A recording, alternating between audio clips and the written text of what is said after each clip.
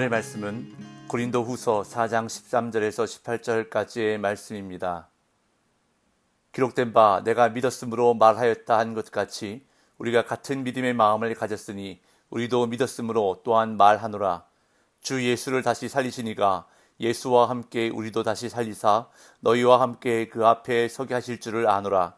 이는 모든 것이 너희를 위함이니 많은 사람의 감사로 말미암아 은혜가 더하여 넘쳐서 하나님께 영광을 돌리게 하려 함이라.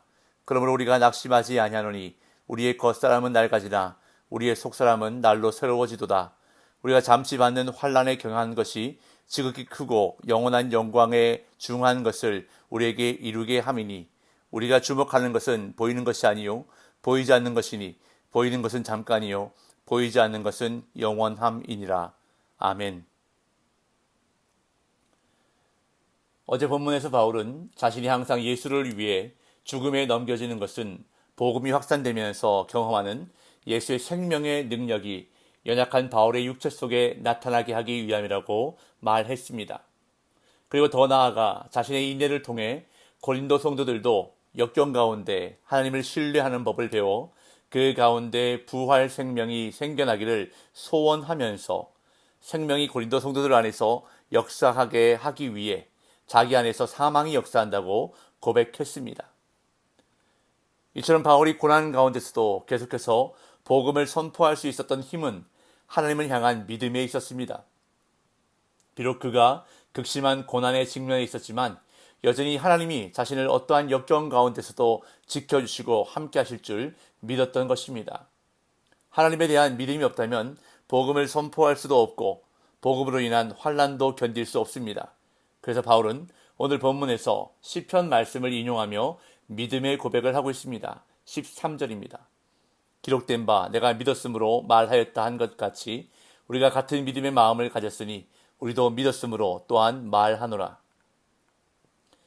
여기서 기록된 바 내가 믿었으므로 말하였다 한 것 같이는 시편 116편 10절을 인용하는 것인데 제가 그 구절을 읽어보겠습니다. 내가 크게 고통을 당하였다고 말할 때에도 나는 믿었도다. 바울은 이 구절을 인용하며 우리가 같은 믿음의 마음을 가졌으니 라고 말하는데 이때 마음으로 번역된 단어는 사람의 정신을 가리키고 같은 이라는 표현은 바울과 시편 저자 사이를 의미합니다. 즉 바울은 옛 시편 저자가 가졌던 것과 동일한 정신으로 우리도 믿었으므로 또한 말하노라 라고 말하는 것입니다. 바울은 시편 저자가 여러 가지 환난 속에서도 하나님을 굳게 믿었고 그 믿음에 근거하여 담대히 선포하였다고 고백하는 사실에 주목하면서 이와 같이 자신도 여러 종류의 환난을 당하지만 그 때문에 무너지거나 굴하지 않았다고 고백하는 것입니다. 바울은 이와 같은 상황에서 오히려 하나님을 더욱 굳게 믿었고 그 믿음에 근거하여 계속 복음을 선포하였다는 것입니다. 그러면서 바울은 복음의 소망을 되새기는데 그 소망은 바로 부활에 관한 소망입니다. 14절 주 예수를 다시 살리시니가 예수와 함께 우리도 다시 살리사 너희와 함께 그 앞에 서게 하실 줄을 아노라. 바울은 고린도전서 15장에서 비교적 상세하게 선포했던 부활의 소망을 다시 농축된 표현으로 설명합니다. 하나님께서 예수 그리스도를 죽은 자 가운데서 다시 살리셔서 예수님은 부활의 첫 열매가 되셨습니다. 그리고 성도들은 그리스도께 속했기 때문에 그리스도 안에서 다시 살아나 하나님 앞에 서게 될 것입니다. 이것이 바울이 고린도전서 15장에서 말한 부활의 소망입니다. 이 영광스러운 부활의 소망을 바울은 자신에게 적용합니다. 예수님은 모진 고난을 당하셨는데 하나님께서 다시 살리셨습니다. 바울도 모진 고난을 당해 지극히 약한 모습을 보이고 있고 그런 바울의 모습을 가지고 고린도 교회의 일부 교인들이 무능하다고 비난했습니다. 그러나 하나님께서 예수님을 다시 살리셨던 것처럼 바울도 다시 살리실 것입니다. 그래서 바울은 고린도 교회 성도들과 함께 하나님 앞에 서게 될 것이라고 확신하며 고백합니다. 이것을 생각하며 바울은 다시 감격에 빠집니다. 15절 이는 모든 것이 너희를 위함이니 많은 사람의 감사로 말미암아 은혜가 더하여 넘쳐서 하나님께 영광을 돌리게 하려 함이라. 여기서 말하는 모든 것이란 사도들의 고난과 수고, 또한 그로 인해 나타나는 고린도 교회 성도들의 생명의 역사, 그리고 궁극적으로 바울과 그들이 함께 소망하는 부활과 영광의 승리 등을 모두 포함한 표현입니다. 이 모든 과정과 결과와 소망은 모두 고린도 교회 성도들을 위한 것이기 때문에 여기까지 말한 바울은 마음의 감동을 느낍니다. 사방에서 감사의 찬미가 들려오는 듯하고 은혜는 더욱 풍성해집니다. 그래서 그 모든 감사와 은혜를 향하니 그것이 큰 영광이 됩니다. 이것이 항상 바울의 권면의 결론입니다. 하나님께 영광이 바울의 결론입니다. 그렇기 때문에 바울은 낙심하지 않습니다. 16절. 그러므로 우리가 낙심하지 아니하노니 우리의 겉사람은 낡아지나 우리의 속사람은 날로 새로워지도다. 그러므로는 14절 15절에서 밝힌 부활하게 하시는 하나님에 대한 믿음과 그의 구원의 은혜의 확신을 가리킵니다. 이를 견고하게 붙잡은 바울은 결코 낙심하지 않습니다. 그러면서 바울은 낙심하기는커녕 더욱 힘을 낼 수밖에 없는 이유를 제시합니다. 그것은 바로 그리스도인은 겉사람이 낡아지는 만큼 날로 새로워지는 속사람을 경험하고 있기 때문입니다. 여기서 겉사람과 속사람의 구분은 이원론적으로 육체와 영혼으로 구분해서는 안 됩니다. 바울의 구분은 종말론적 이분법입니다.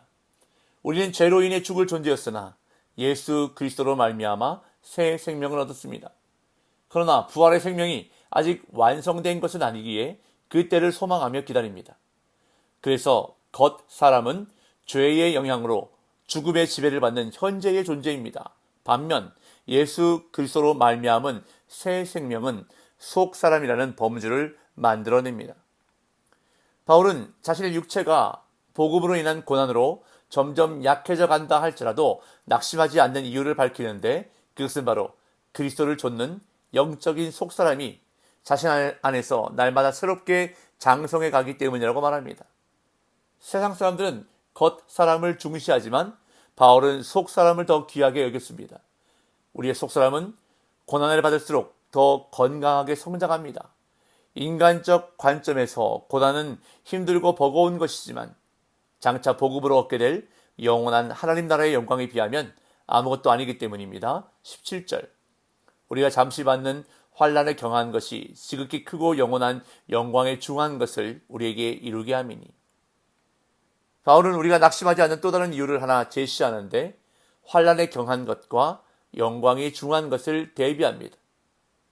현실 속에서는 환난이 무거운 것으로 인식되겠지만 바울은 오히려 그것은 경한 것이며 잠시 받는 임시적인 것일 뿐이라고 평가합니다. 이런 뒤집힌 인식이 일어나는 이유는 이것이 영광에 중한 것과 대비 관계 속에 놓이기 때문입니다. 이 세상 속에서의 환난은 우리로 하여금 하나님을 더욱 의지하게 만듭니다. 그리고 하나님이 예비하신 영원한 나라의 상속을 더 사모하게 만듭니다. 뿐만 아니라 우리가 그 나라에 합당한 자 됨을 더욱 강하게 확인시킵니다. 그런 점에서 환난은 우리를 낙심시키기는커녕 오히려 우리로 영광에 중한 것을 더 확실히 붙들게 한다는 것입니다. 따라서 시편 119편에 나오는 말씀처럼 성도에게는 고난당한 것이 오히려 유익이라는 것입니다. 그래서 바울은 우리가 무엇을 보는지가 중요하다고 말씀합니다. 18절. 우리가 주목하는 것은 보이는 것이 아니요 보이지 않는 것이니 보이는 것은 잠깐이요 보이지 않는 것은 영원합니다. 지금 이 구절은 17절의 이유를 제시하는 문장입니다. 그래서 정상적인 어순대로 하자면 18절이 먼저 오고 17절이 따라와야 합니다. 17절에서 말하는 것처럼 그치지 않을 것만 같은 무거운 환난이 실제로는 잠시 받는 가벼운 것에 지나지 않는 이유가 무엇일까요? 그것은 우리에게 특별한 시각 장치가 있기 때문입니다. 곧 믿음이라는 시각 교정기입니다. 바울은 우리가 주목하는 것은 보이는 것이 아니요 보이지 않는 것이니 라고 말합니다. 여기서 주목한다고 할 때 사용된 헬라어 동사는 무엇에 시선을 고정하다 라는 뜻의 단어입니다. 현재 시제를 사용하여 지속적으로 한 곳에 시선을 고정하고 살아가는 모습을 묘사하고 있습니다. 이것이 바로 이 세상 속에서 그리스도인들이 지녀야 할 삶의 자세입니다.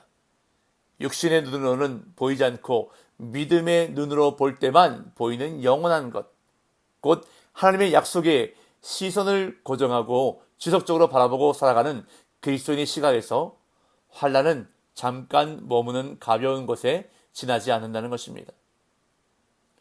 오늘 내가 주목해서 보아야 할 것은 무엇입니까? 오늘 나의 시선이 고정되어야 할 것은 어디입니까? 잠깐 보였다가 곧 사라질 것에 시선을 두지 않고 영원한 것에 소망을 두고 주목하는 저와 여러분들이 되길 간절히 소망합니다. 오늘도 영원한 하나님의 말씀을 붙들고 영원한 하늘나라를 바라보며 살아가는 복된 날 되시기를 예수님의 이름으로 축복합니다.